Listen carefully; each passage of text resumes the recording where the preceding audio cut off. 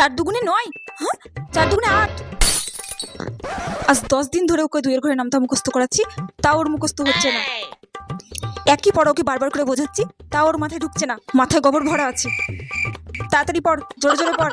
4 দুগুণে 8, 5 দুগুণে 10, 6 দুগুণে 12।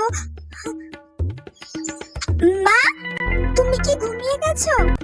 মা, মা, মনে হয় মা এবার ঘুমিয়ে গেছে। আমি এবার একটা সুন্দর করে নৌকো বানাবো কাগজে, তারপরে জলে ছেড়ে দেব, ভাসতে ভাসতে অনেক দূর চলে যাবে।